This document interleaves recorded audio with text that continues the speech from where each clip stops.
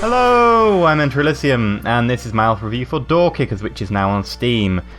It's a small little game, basically a tactical top-down strategy game, a bit like Frozen Synapse, where you play as a SWAT team, and there's some terrorists or bad guys, and you have to shoot them, and you can pause it in real time and move your units around.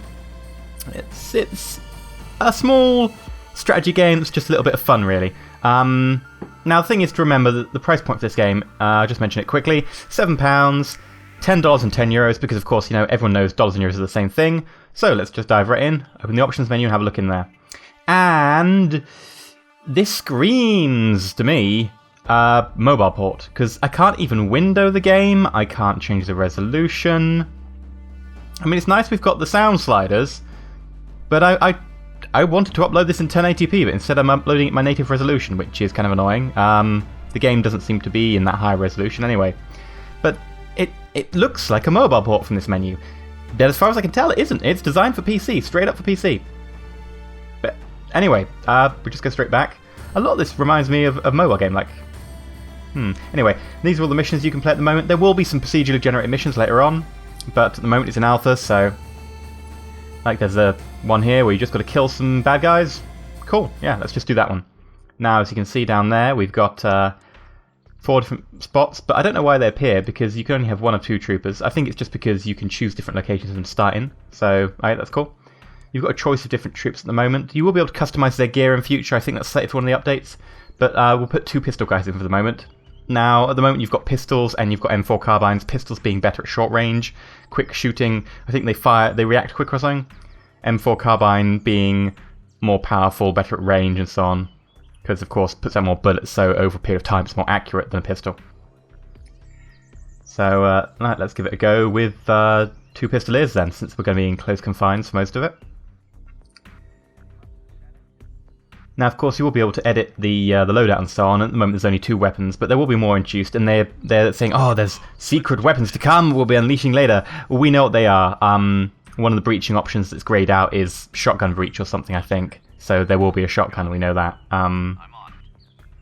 So let's give this a go. As you can see, we can order him to walk backwards at the same time by holding control and right click and drag. That allows him to strafe, so he'll face backwards while walking, or forwards while walking backwards.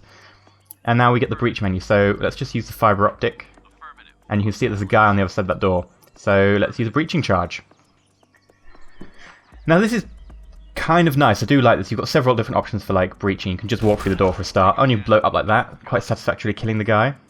And then he turns into a little outline. I do like that, it's a nice little stylistic detail right there. The guy turns into a nice little chalk outline. Just bring this guy back a bit, because I'm expecting someone to come out from the rear.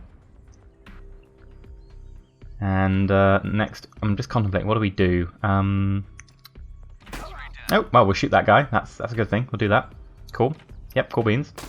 And, that guy managed to kill our guy. Oh, good shooting from that other second guy, though. Turn around and pop that guy. Pop the cap in his ass. So yeah, this is pretty much what the game is. I mean, there's several different mission types. And there's a campaign that will be coming. There's a procedural mission generator that will be coming. But this is basically the core gameplay. It's a bit like a slightly more simplified, slightly more less stylistic Frozen Synapse, if anyone's played that. I do think this is a lot more accessible than Frozen Synapse. And then I'm using a dirty word in the gaming industry, accessible, but you know, it kind of is easier to get into than Frozen Synapse. Controls are nice and simple. And no one in there, so we can actually ignore the bathroom. We already went, of course, before doing our breaching, so we don't need to go to the bathroom. We're fine. And being incredibly careful of corners. Now, this game is really unforgiving. As you saw earlier, we just lost a guy because a guy turned around a corner and shot him. Which is nice. I do like it being unforgiving. That's kind of cool. I think that's the only thing that makes it like not a typical mobile game. But it's not a mobile game. Like a lot of these, like you think these controls are really quite simple and so on. They work good on mobile. The game is a difficult game to, you know, process. It doesn't need a high-end computer.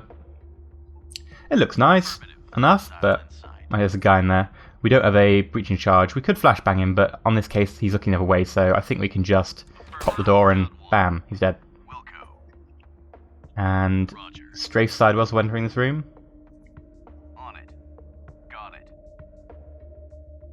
No, we get no one in there. Ultimately, with this game, I think it comes down to how much fun do you think you would find this, how much replayability would it give you, and how much is that money worth to you? I mean, some people £7 isn't much money at all, and sometimes for some people it's, you know, a fairly sizable amount, considering. Affirmative. Roger. On it. I do find it a reasonable amount of fun. I do just, you know, when I don't know what to play, I'll just pop on it occasionally, have a go at a couple of missions. I've found it's good to just, you know, pop in and out of it. That's accessibility really does its justice there. But then again, that feels like a very mobile-y gamey thing. Like something you'd have on your phone and you just pop it open when you're bored or whatever. It's strange. Roger. In position. This guy's a really good shot. On it.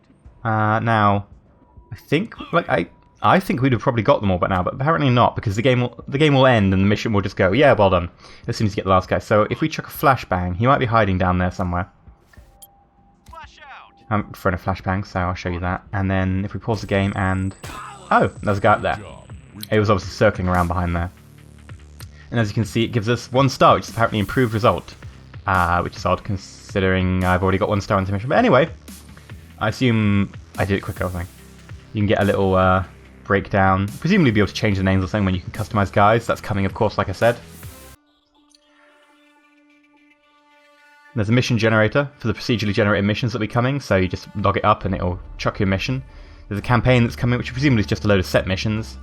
And there's several different mission types. There's plenty of missions available at the moment. I mean, you can see we've got like a timed hostage thing, so the hostages will be executed if you don't get it quick enough. Just a generic hostage thing, where there are hostages you've got to save. A timed... You've got to do it in a certain amount of time, and then there's just the generic kill all ones. There you go. You just got to kill all the bad guys. So yeah, it's on Steam now, and it's in alpha. The next update, I think they said they're introducing the customization system and the procedural system, or one of the two. I think they definitely said they're introducing the customizable system soon. But as you can see, it just... I can't seem to understand. It just seems very much like a mobile game that's somehow ended up on a different system to what you expect. But yeah, that's DoorKickers. It's available on Steam now. £7, €10, $10 because the EU gets screwed again.